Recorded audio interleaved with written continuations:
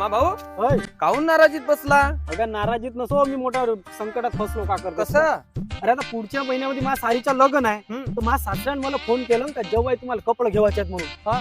तेव्हाच मी दिमाग लावलो. म्हणला येथून नागपूरला मी कपडे घेवायला जाईन तर त्याच्या मताचे होतील. बरोबर आहे का नाही? बरोबर. ना आपल्या गावात कपडे घेतलो तर आपल्या मतान होईल ना, पैसे वाढवून सांगताय.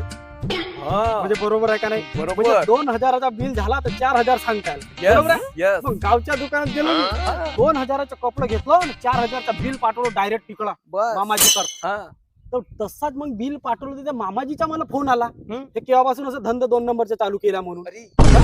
मग मला समजला नाही का याला कसा माहित झाला. का मी कपडा 2000चे घेतलो म्हणून. हा आणि 4000 कसा त्याला दिलं माहित झाला म्हणून. बरोबर आहे का नाही? ह्या वहिनीला नेलतास?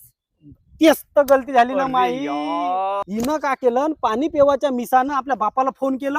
अरे. 2000चे कपडे घ्यालं आणि 4000 तुम्हाला बिल पाठवला म्हणून. तर कधी शाईनी आहे आता हे. कधीच हे बायको आपली नाही हो, आपल्या बापा कोणीच निघाल. मी तुले सांगतो होमा भाऊ, साऱ्या लोकांचे किस कातरावा हो पण सासऱ्याचा किस्सा कातरावाचा नाही. कारण ह्या पोरी नाही का चुबुकनीनं पटकन सांगूनच देते. मग ती काय पोरी नाही का म्हणजे बापाच्या होते, आपल्याला नवऱ्याच्या नाही होत कधी. नाही नाही नाही, कधीच हो. नाही का झाली जाऊ नाही. दे, माफी मागून टाकतो. मा- निघतो मी, माफी नाही, निघतो, बेइज्जती निघतो. झाली. मग आता नाचणार राहिला तिची गावाच्या काकाची सासूरवाडी.